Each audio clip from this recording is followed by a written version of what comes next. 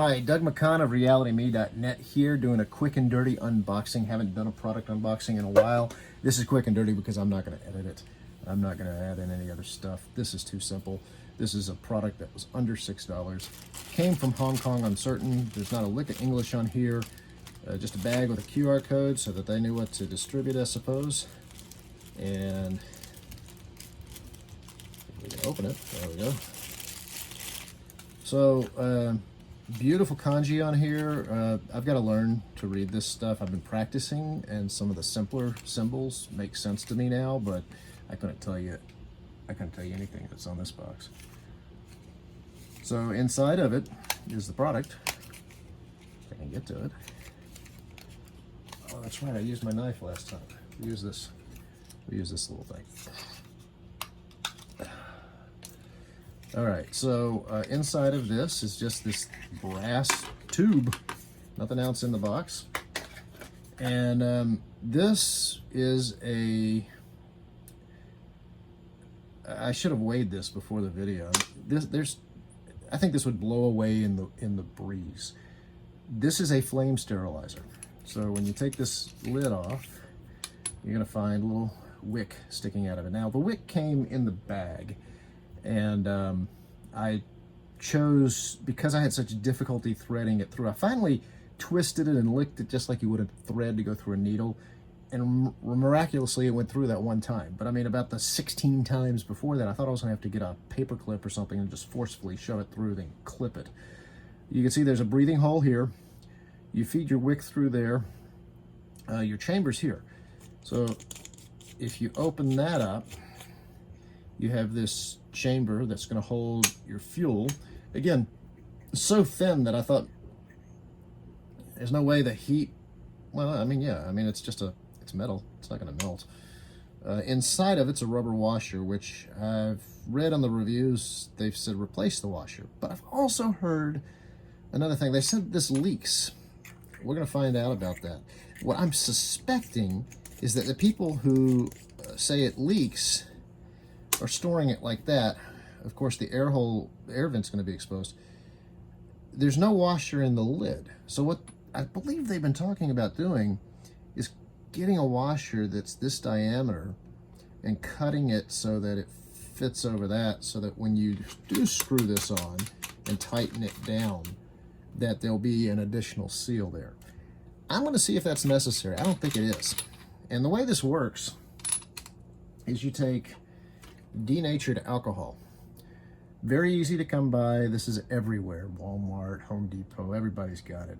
Don't think you're going to go to the CVS or the Eckerd's or any kind of drugstore and Walgreens and pick this up. You're going to have to go somewhere that does, this is really a paint stripping tool. But this is the same fuel that you would put in a penny stove, which, by the way, Scouts don't allow because the flame burns so clear you can't really see. You could spill some of this on you and you wouldn't be able to see that you're burning. You'd feel the heat. So I'm going to take some of this and put it in there. This is volatile stuff. Be careful with it. And let's see, I think the way they've got it is I have to pry it off here. I'm gonna have to get a tool. Actually, I'll use my lighter. There. So now that it's open, and be careful pouring these. This really should be offset over here so that you can, trap, gurgling from the way the air is displaced as the liquid pulls out. But again, we're using just a very small amount, so let's just see what we can get in there. Whew. There's more than I needed. I'm gonna seal that up. I'm gonna wipe the overflow off this container, and I'm gonna set it way over there. Okay, now I have a very flammable liquid just sitting on my desk in this extremely sterile, sarcastic environment. Now I'm putting the wick in the fuel. and tightening this down. All right, so now I'm going to make sure I didn't get any on my hands, and I'm going to use the same rag that I used to wipe the lid off to wipe my hands. That's brilliant. I'm going to wipe around the edge of this. And now either we're going to get a flame that we can run a, let's say you were going to lance a boil.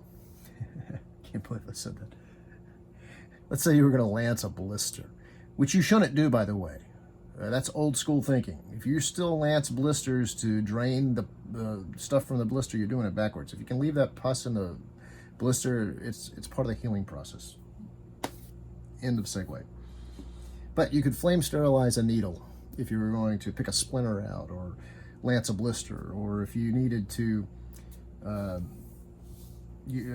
flame sterilize a knife for whatever reason. All right, that wick should have soaked up enough fuel by now. I'm just going to take a cheapo lighter and see if we explode. There we go. Makes me nervous.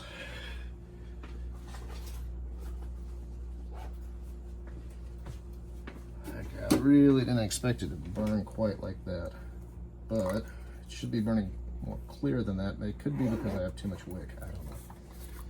This came with no instructions. So of course, now that I have my flame, I can take my knife and hover it in the flame. And again, this is a very clean fuel. Okay, now that knife should be nice and sterile. And that's really what it's for.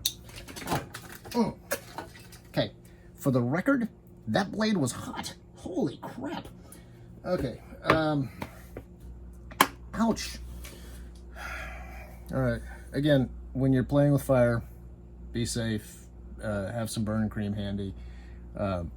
Think about what you just did. It doesn't take long for that blade to cool, but I mean, it was hot enough that when I pressed there to close it, I burned my finger. How do we put this out? Quite simply, put the lid on it, and the flame's gone. Now, as long as I don't turn that on its side, that should be a good enough seal to keep that fuel from evaporating. There you have, for your home lab, a flame sterilizer. Now I have to invent some uses for it. There you go.